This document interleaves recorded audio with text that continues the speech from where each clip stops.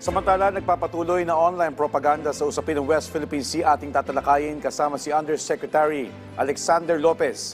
Ang tagapagsalita ng National Maritime Council, Yusek Lopez, magandang tanghali po. Ay, magandang tanghali sa ating lahat at sa mga nakikinig at nanonood ngayon. Okay sir, dahil sa mainit na usapin tungkol sa West Philippine Sea, nagbabala po ang ilang mambabatas sa nagpapatuloy na propaganda ng China sa social media. Ano po yung masasabi ng NMC ukol dito po? Oo, actually, kinikilala natin ng National Maritime Council na may malawak na information activities na umiikot sa usaping West Philippine Sea. Hindi naman ito bago at hindi lang Pilipinas ang nakakaranas nito. Ang mga impormasyon na ito na umiikot sa social media ay natural na may iba't ibang interpretasyon. No? Ang alam natin,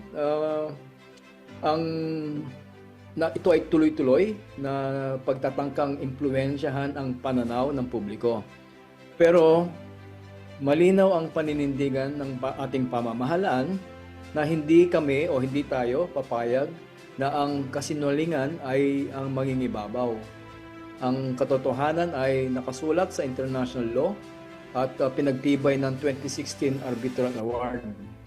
Kaya patuloy natin o kaming magiging transparent, maglalabas ng mga verified information at hahamunin ang anumang maling naratibo sa pamamagitan ng pagbibigay ng tunay na naratibo or facts. Okay. Yusek, sa inyo pong perspective, dahil sa ilang debate nga ukol sa usapin, ay sinasamantala ng China ang pagpapakalat ng maling impormasyon na maaaring maging dahilan ng pagkakaiba-iba ng opinyon ng ating mga kababayan. Pakipaliwanag po ito. Well, ang debate ay bahagi ng demokrasya at hindi natin ito kinakatakutan. Pero hindi naman dapat payagan na gamitin ito para paghiwalayin ang Pilipino o pahinain ang ating tindig. Maaari tayong magkakaiba ng pamamaraan, maritime rights, dapat malinaw na ipinagtatanggol natin ang interes ng ating bansa. At isa pa, ang soberanya o sovereignty and sovereign rights natin ay it's not up for debate. The international law has already ruled on it na kung ano meron tayo, ano yung ating makarapatan, kung ano yung ating maritime rights. So it is not actually up for debate. At wala tayong makukuha magandang patutunguhan nito kasi it will only provide more yung kalituhan sa ating mga kababayan kung isa-subject natin sa debate ang ating sovereignty. So Yusek, ano naman po yung hakbang ng pamahalaan, particular ng NMC, para matigil yung pagpapakalat ng maling impormasyon at pagpapalala ng tensyon ukol sa usapin ng West Philippine Sea? Kasi meron na nga tayong issue sa China, tapos tayo mismong kapwa Pilipino, nagkakaroon din ng issue sa isa't isa. Siguro ang pinakamabisang panlaban sa disinformation ay hindi pananahimik, no? Kundi mas maraming katotohanan ang ating dapat ilabas. Pinapalakas namin ang ating interagency coordination, mas mabilis na paglalabas ng mga tama o tamang informasyon at direktang pakikipag-ugnayan sa publiko. Ginagawa natin ito sa tinatawag nating yung Transparency Initiative. Kaya kapag malinaw ang facts na sinasabi natin, hindi basta-basta uubra ang mga propaganda o mga kasinungalingan na narinig natin sa ibang mga sources. Okay. Yusek, paano naman po sinisiguro, tinitiyak ng NMC na yung inyong mga hakbang at ng Pilipinas sa West Philippine Sea ay nakabatay sa batas? Well, hindi ito usapin kung sino ang mas malakas, no? Mas mahina o mas malakas bansa. Ang pinangahawakan naman natin dito ay ang batas. Batas ng UNCLOS, United Nations Convention on the Law of the Sea, at ang nagtatakda ng ating maritime entitlements At ang 2016 Arbitral Award ang nagbigay ng authoritative clarification. Iyan ang legal na realidad na sinusunod ng Pilipinas, no? Yung dalawang batas na yan, yung UNCLOS at ang 26 Arbitral Award. So Yusek, nag-impose po ng travel ban ng China laban sa ilang lokal na opisyal ng Pilipinas. Ano pong masasabi ng NMC dito at ano sa tingin nyo ang magiging epekto nito? Yung yung pagbaba ng travel ng mga mamamayan, actually it is we consider it as a sovereign right of a country, no, pero ang ganitong hakbang ay hindi makakapagbago sa ating legal na karapatan at hindi makakapigil sa ating mga opisyal ng Pilipinas na gawin ng kanilang tungkulin. Iban man nilang ating mga kababayan, pero again, the reality will tell the truth, no? Na ang mandato natin dito sa National Maritime Council ay maglingkod sa sambayanan at iyon ay magpapatuloy. Okay, pagdating naman dito sa usapin na USEC ng West Philippine Sea Mandatory Education Bill na isinusulong, gaano po ito kaimportante na malaman ng bawat Pinoy, ng Pilipino, ang maritime rights at boundaries ng ating bansa? Kasabay nga na naglipa na yung mga impormasyon na lumilika ng agam-agam, pangamba at kalituhan sa ating mga kababayan.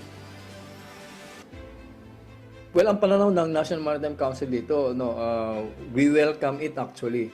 Pero dahil mayroong sinusulong ang Senado, mayroon din sinusulong ang Kongreso. Siguro, hintayin natin yung kumbaga yung combined version para iisa ang pinanghahawakan natin. Ang mahalaga dito, no, kapag nauunawaan ng Pilipino ang kanyang karapatan sa dagat, hindi siya madaling malinlang o ma-intimidate.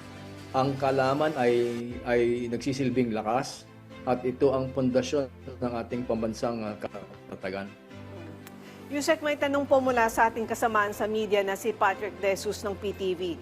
Kapareho din daw po ba ang pananaw ninyo na dapat bisitahin ng mga appointed at elected officials ng bansa ang West Philippine Sea para mas maintindihan ang sitwasyon doon sa lugar na yon? Alam mo, dapat lang, no? Dapat lang. Kasi unfortunately, no, hindi kasi nila masyadong na-appreciate yung sitwasyon sa ground, ika nga, no? Ano ba ang meron doon sa, for example, sa Kalayaan Island Group, sa Pag-asa, Barangay Pag-asa, o sa municipality ng Kalayaan. Teritoryo natin yon, meron mga tao doon. It is a local government unit. So dapat, tama lang na bisitahin nila para ma-appreciate nila kung ano talaga ang meron tayo doon, kung bakit tayo naninindigan at bakit tayo ay ipinaglalaban natin ang ating karapatan doon sa malayong lugar na yon. Okay sir, mensahe niyo na lang po sa ating mga kababayan para sa nagkakaisang paninindigan ng Pilipinas sa ating mga teritoryo.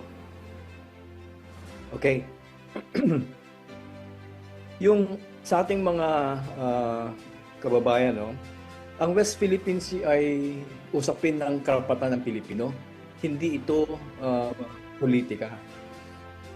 Maaaring iba-iba ang opinyon natin sa maraming bagay, pero maaari naman tayo magkaisa sa isang prinsipyo.